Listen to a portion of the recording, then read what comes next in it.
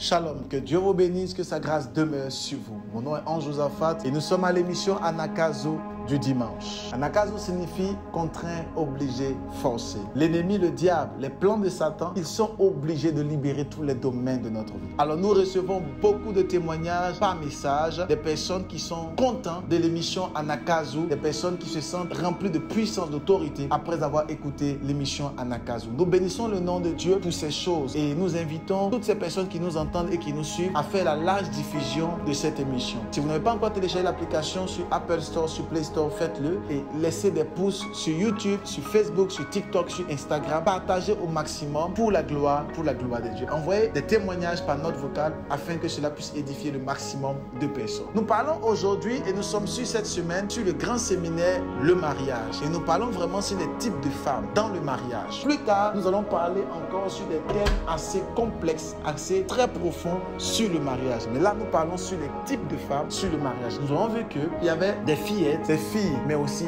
des femmes. Amen. Et nous parlons actuellement sur le bienfait que les femmes peuvent manifester autour de leur homme ou autour de leur mari. Nous voulons comprendre quelque chose. Dans le livre de Proverbes chapitre 31 à partir de son verset 15, regardez ce que la Bible dit. La Bible dit, la femme vertueuse, elle se lève lorsqu'il est encore nuit et elle donne la nourriture à sa maison et la tâche à ses servantes. La Bible parle ici de la femme vertueuse. Et la Bible dit que la femme vertueuse, une femme qui doit entrer dans le sacré du mariage, elle a des caractéristiques, elle a des qualités. Et la Bible dit que l'une de ses qualités, c'est qu'elle se lève tôt le matin. Mais ici, la Bible dit qu'elle se lève tôt la nuit. C'est-à-dire qu'il fait encore nuit lorsque la femme vertueuse se lève. Et quand elle se lève, elle donne à manger à sa maison, premièrement. Et ensuite, elle donne des tâches à ses servants. Voilà les caractéristiques, mais l'une des caractéristiques d'une femme vertueuse. Elle se lève pendant qu'il fait nuit. Et lorsqu'on dit elle se lève pendant qu'il fait nuit et qu'elle donne à manger à sa maison, donner la nourriture ici à sa maison n'est pas seulement une nourriture physique. Dans la mesure où, pendant qu'elle se lève pendant la nuit, tout le monde est en train de dormir.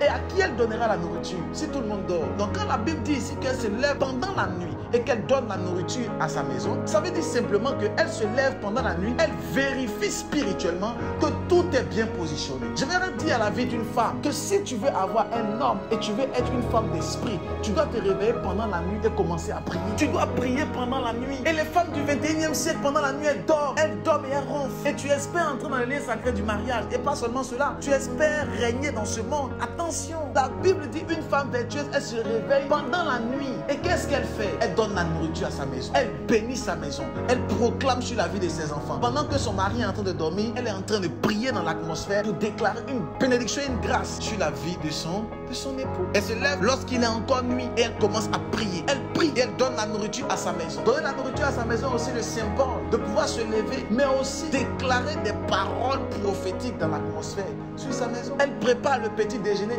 L'époux n'est pas encore réveillé. Les enfants ne sont pas encore réveillés, mais elle a déjà dressé toute table. Mais toi, lorsque tu dors jusqu'à 9h du matin, à 15h souvent. Excellent enfant de Dieu. Faisons attention. Le mariage n'est pas donné aux enfants. Le mariage est pour les femmes. Voilà pourquoi j'aimerais te dire que la Bible, tu dois la prendre entièrement. Tu ne peux pas prendre une partie de la Bible et laisser l'autre partie. Tu ne peux pas prendre la partie où Dieu a dit que tu seras à la tête et jamais à la queue et tu laisses la partie où Dieu dit clairement que la femme vertueuse doit se réveiller pendant la nuit et donner la nourriture à sa maison. Que l'Éternel te supprenne et que l'Éternel fasse de toi une femme vertueuse par la puissance du Saint-Esprit. Je viens ce dimanche, à ce Anakazo du dimanche, en tant que fils du prophète. Que l'Éternel transforme ta vie et transforme tous les domaines de ta destinée. Regardez, la Bible dit qu'elle se lève lorsqu'il est encore nuit et elle donne la nourriture à sa maison. Mais aussi, elle donne des tâches à ses servantes. Lorsqu'on parle de ses servantes ici, vous allez voir que ses servantes sont écrites avec SES. Donc ça veut dire que ce sont les servantes à elle. Vous voyez, ce ne sont pas les servantes de d'autres personnes, ce sont ses servantes. Toute femme doit avoir des personnes qui sont auprès d'elle. Elles ne sont pas tes camarades, elles sont tes servantes. Des personnes qui sont capables de pouvoir prier avec toi. Lorsqu'on parle de servantes ici, on ne fait pas allusion à des personnes qui font des tâches ménagères uniquement. On fait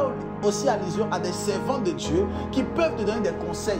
Pas des amitiés qui vont commencer à t'envoyer dans les boîtes de nuit et t'envoyer dans les endroits lugubres et bizarres. Tu ne peux pas espérer entrer dans les sacrés du mariage, être une femme de gloire et avoir seulement des amis qui te parlent de make-up, de longs cheveux et de mettre être humain. Ce n'est juste pas possible. La Bible dit elle donne des tâches à ses servants. Ici, ces servants, premièrement, c'est le symbole des personnes qui font des tâches ménagères. Oui, mais spirituellement, ce sont des servantes de Dieu qui sont attachés à la femme vertueuse. La femme vertueuse doit avoir des servantes de Dieu qui travaillent avec elle. Toi, tu travailles avec qui, excellent enfant de Dieu? Qui est la servante qui travaille avec toi? Qui est la femme de Dieu qui travaille avec toi? Quelle servante de Dieu avec qui vous travaillez, vous pouvez vous aiguiser spirituellement? Tu n'as que des profiteuses. Tu n'as que des personnes qui sont capables de pouvoir t'acclamer quand tout va bien et quand les choses commencent à aller mal, elles te fuient. Tu ne peux pas dire que tu as des amis. Au 21e siècle, beaucoup de femmes, beaucoup de dames ont des amis, des camarades. C'est ma meilleure copine, c'est ma CP, c'est ma telle. Excellent enfant de Dieu, tu vas te retrouver mal parce que tu n'as pas d'amis, tu n'as que des profiteuses. La femme vertueuse